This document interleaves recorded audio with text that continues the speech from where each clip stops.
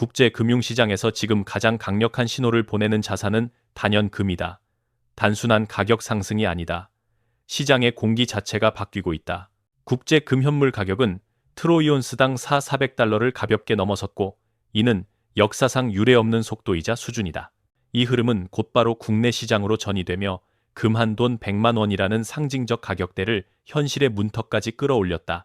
불과 몇 년 전만 해도 과장처럼 들리던 숫자가 이제는 뉴스의 헤드라인이 되었다. 이 현상을 단순히 금값이 올랐다라고 정리하는 것은 본질을 놓치는 해석이다. 지금의 금값 급등은 특정 이벤트 하나로 설명되지 않는다.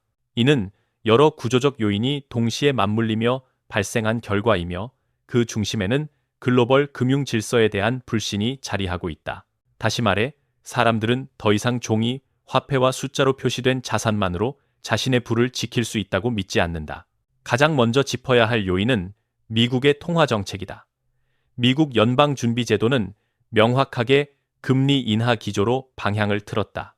이는 단순한 경기 부양 신호가 아니라 장기간 누적된 부채 구조와 금융 시스템의 피로도를 인정하는 움직임으로 해석해야 한다. 금리는 내려가고 달러의 실질 가치는 희석된다. 이 과정에서 가장 먼저 반응하는 자산이 바로 금이다.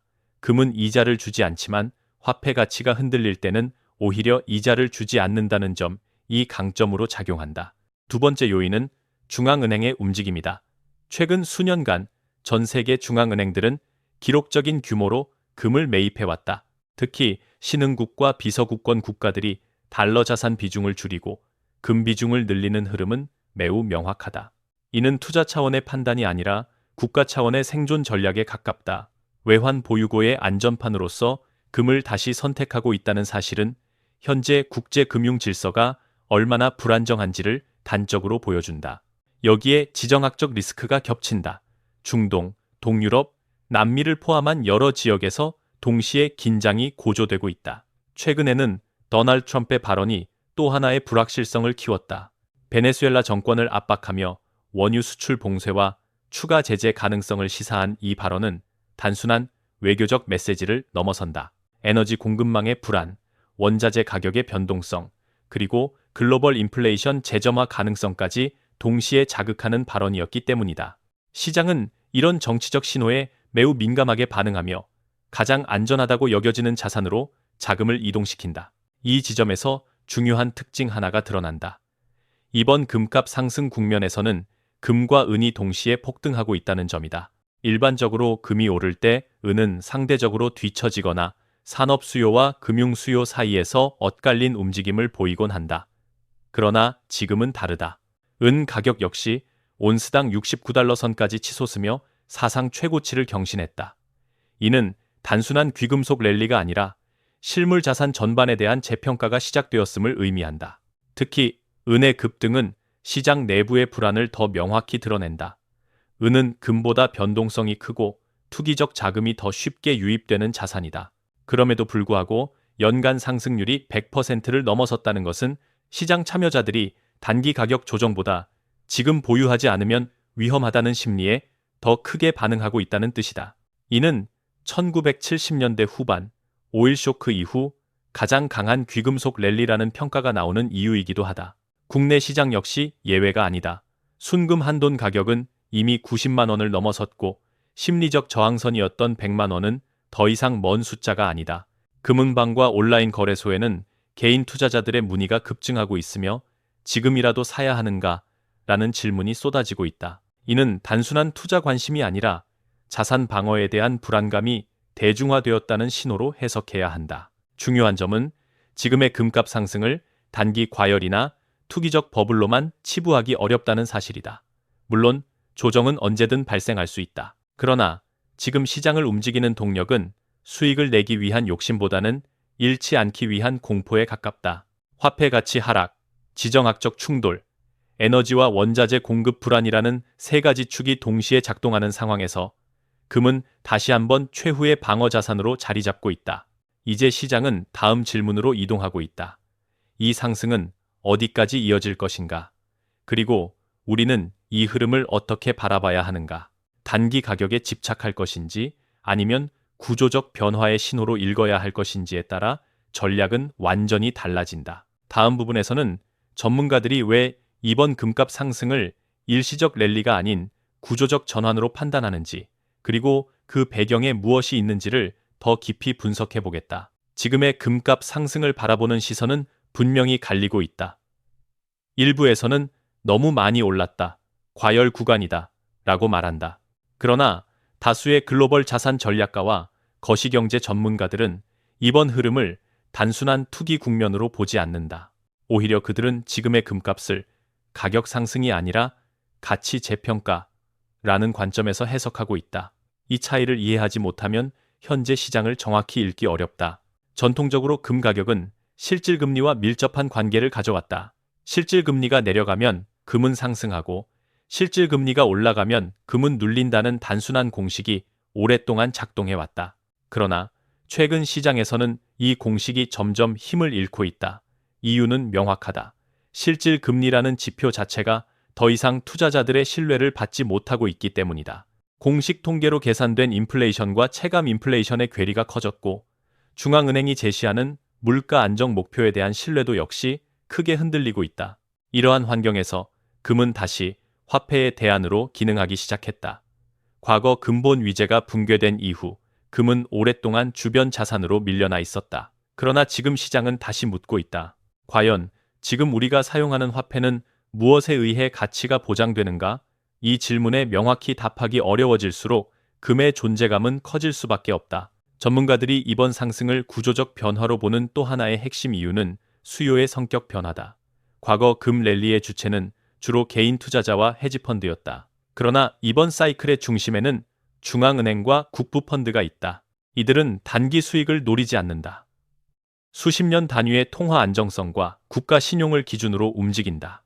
이들이 금을 사들이고 있다는 사실은 현재 글로벌 금융 시스템에 대해 내부적으로 어떤 판단이 내려지고 있는지를 보여주는 강력한 신호다. 특히 달러 중심의 국제 금융 질서에 대한 의무는 더 이상 소수 국가의 문제만이 아니다. 제재, 결제망 차단, 외환 동결 등의 사례를 지켜본 국가들은 외환 보유고의 정치적 위험을 현실로 인식하기 시작했다. 이때 선택지는 제한적이다. 다른 나라의 국채를 더 사는 것도, 특정 통화에 더 의존하는 것도 근본적인 해답이 되기 어렵다. 결국 남는 것은 누구의 부채도 아닌 자산, 즉 금이다. 은 가격의 급등 역시 이 구조적 변화와 깊이 연결되어 있다. 은은 산업용 수요와 금융 수요가 동시에 작동하는 독특한 자산이다. 태양광, 전기차, 반도체 등 미래 산업에서 은의 수요는 구조적으로 증가하고 있다. 동시에 금융시장에서는 금의 대안이자 레버리지 자산으로 인식된다. 지금처럼 불확실성이 극대화된 국면에서 은이 금보다 더 가파르게 오르는 현상은 시장이 단순한 방어를 넘어 실물 자산 전반으로 이동하고 있음을 의미한다. 일부 전문가들은 이 흐름을 1970년대와 비교한다. 당시 역시 오일 쇼크, 통화 가치 하락, 지정학적 긴장이 동시에 발생했다. 그 결과 금과 은은 장기간에 걸친 강력한 상승 사이클을 경험했다. 중요한 점은 그 상승이 하루아침에 끝나지 않았다는 사실이다. 중간중간 큰 조정은 있었지만 구조 자체가 바뀌는 과정에서는 가격이 쉽게 원래 자리로 돌아가지 않는다. 물론 경고의 목소리도 존재한다. 대표적으로 캐티 우드는 최근 금 가격이 역사적 고점 구간에 근접해 있으며 단기적인 조정 가능성을 배제할 수 없다고 언급했다. 이 지적은 틀리지 않다. 어떤 자산이든 직선으로만 오를 수는 없다. 특히 단기간 급등 이후에는 숨 고르기가 나타나는 것이 자연스럽다. 그러나 여기서 많은 투자자들이 혼동하는 부분이 있다. 조정 가능성과 추세 종료를 동일시하는 오류다. 구조적 상승 국면에서도 조정은 반복된다. 오히려 조정은 다음 단계 상승을 위한 에너지 축적 과정일 수 있다. 중요한 것은 조정의 깊이와 그 이후의 수요다. 만약 가격이 조정받는 과정에서도 중앙은행과 장기 자금이 매수를 멈추지 않는다면 이는 추세가 여전히 유효하다는 강력한 증거가 된다. 국내 투자자 입장에서 이 흐름을 해석할 때도 시야를 넓힐 필요가 있다. 지금 사면 늦은 것 아닌가 라는 질문은 단기 가격에만 초점을 맞춘 사고다. 반대로 왜 전 세계 자금이 동시에 금으로 이동하고 있는가 라는 질문은 구조를 읽는 사고다. 두 질문의 답은 전혀 다른 전략으로 이어진다. 지금 시장은 명확한 신호를 보내고 있다. 이는 단순한 금값 상승 뉴스가 아니라 화폐 시스템에 대한 신뢰 재편 과정이라는 신호다. 금은 그 과정에서 가장 직접적인 수혜 자산으로 부상하고 있다. 이 흐름이 의미하는 바를 이해하지 못한다면 가격이 조금만 흔들려도 불안에 휩싸일 수밖에 없다. 다음 단계에서 우리가 살펴봐야 할 것은 이 구조적 흐름이 국내 시장과 개인 투자자에게 어떤 선택을 요구하는가이다. 지금의 금값 수준에서 어떤 접근이 합리적인지, 그리고 리스크 관리는 어떻게 이루어져야 하는지에 대한 현실적인 논의가 필요하다. 다음 부분에서는 바로 그 지점을 중심으로 현재 시장에서 가장 많이 제기되는 질문과 그에 대한 전략적 해석을 이어가겠다. 지금 국내 시장에서 가장 많이 들리는 질문은 단순하다. 이 가격에도 금을 사야 하는가? 순금 한 돈 가격이 90만 원을 넘어 100만 원을 바라보는 상황에서 이 질문은 자연스럽다. 그러나 이 질문 자체가 현재 시장의 본질을 정확히 반영하고 있는지는 다시 생각해 볼 필요가 있다. 지금의 금 시장은 싸냐 비싸냐의 문제가 아니라 어떤 방식으로 접근해야 하느냐의 문제에 더 가깝기 때문이다. 우선 냉정하게 인정해야 할 부분이 있다. 단기적인 관점에서 보면 금 가격은 이미 상당히 높은 수준에 와 있다. 기술적 지표로 보더라도 과열 신호가 나타나고 있으며 뉴스와 대중의 관심도 역시 극도로 집중된 상태다. 이런 환경에서는 언제든 조정이 발생할 수 있다. 이는 공포가 아니라 시장의 정상적인 호흡이다. 문제는 이 조정을 어떻게 해석하느냐다. 많은 개인 투자자들이 저지르는 가장 큰 실수는 금을 주식처럼 바라보는 것이다. 단기 가격 변동에 일희일비하며 매수와 매도를 반복한다. 그러나 금은 본질적으로 방어 자산이자 보험 자산이다. 금을 보유한다는 것은 높은 수익률을 노리는 행위라기보다 금융 시스템의 리스크에 대비하는 선택에 가깝다. 이 관점을 받아들이지 못하면 지금과 같은 국면에서는 오히려 심리적 부담만 커진다. 국내 금 시장의 구조도 함께 이해할 필요가 있다. 한국의 금 가격은 국제 금 시세의 원달러 환율이 결합되어 형성된다. 즉, 금값이 오르는 동시에 환율이 상승하면 국내 금 가격은 이중으로 자극을 받는다. 최근 금 한 돈 가격이 빠르게 상승한 배경에는 국제 금값뿐만 아니라 환율 요인도 크게 작용했다. 이는 향후 금값이 조정을 받을 경우에도 환율에 따라 국내 가격의 움직임이 다르게 나타날 수 있음을 의미한다. 이 지점에서 중요한 전략적 판단이 필요하다. 만약 금을 단기 매매 대상으로 접근한다면 지금은 매우 난도가 높은 구간이다. 변동성이 커지고 작은 뉴스에도 가격이 크게 흔들릴 수 있기 때문이다. 반대로 금을 자산 포트폴리오의 일부로 편입하는 관점이라면 접근 방식은 완전히 달라진다. 이 경우 핵심은 분할과 비중이다. 전문가들이 공통적으로 강조하는 원칙은 명확하다. 한 번에 몰아서 사지 말 것, 그리고 전체 자산에서 금이 차지하는 비중을 명확히 설정할 것이다. 예를 들어 장기적인 자산 방어 목적이라면 일정 비율을 정해 분할 매수로 접근하는 것이 합리적이다. 가격이 더 오를 수도 있고 조정을 받을 수도 있지만 이 과정 자체가 리스크를 분산시키는 역할을 한다. 또 하나 주의해야 할 부분은 심리적 쏠림이다. 지금처럼 금 관련 뉴스가 연일 쏟아지고 주변에서 금 이야기가 끊이지 않는 시기에는 판단이 쉽게 흐려진다. 남들이 다 사니까 나도 사야 할 것 같다는 생각은 투자에서 가장 위험한 신호다. 금은 특히 이런 심리가 강하게 작용하는 자산이다. 과거 여러 차례의 금 랠리에서도 개인 투자자들의 매수 집중 시점은 종종 단기 고점과 겹쳤다.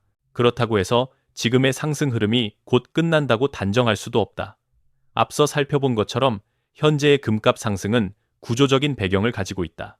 글로벌 부채 문제, 통화 가치 하락, 지정학적 불안이라는 세 가지 축이 동시에 해소되지 않는 한 금에 대한 수요 자체가 급격히 사라질 가능성은 높지 않다. 다만 이 수요가 항상 같은 속도로 가격에 반영되지는 않을 뿐이다. 개인 투자자에게 현실적인 해법은 명확하다. 금을 지금 당장 수익을 내야 하는 자산이 아니라 위기 대응용 자산으로 재정의하는 것이다. 이 관점에서 보면 가격의 단기 등락은 부차적인 문제가 된다. 중요한 것은 언제든 금융시장에 충격이 올 수 있는 환경에서 자신의 자산이 어떤 보호장치를 가지고 있는가다. 마지막으로 한 가지 더 짚고 넘어가야 할 부분이 있다. 금은 만능 자산이 아니다. 금만으로 모든 리스크를 해결할 수는 없다. 금은 어디까지나 포트폴리오의 일부로서 기능할 때 가장 효과적이다. 현금, 채권, 주식, 그리고 금이 서로 다른 역할을 하도록 구성하는 것이 핵심이다. 금의 비중이 과도하게 커지는 순간 금 역시 리스크 자산으로 변할 수 있다는 점을 잊어서는 안 된다. 지금 시장은 우리에게 분명한 메시지를 던지고 있다.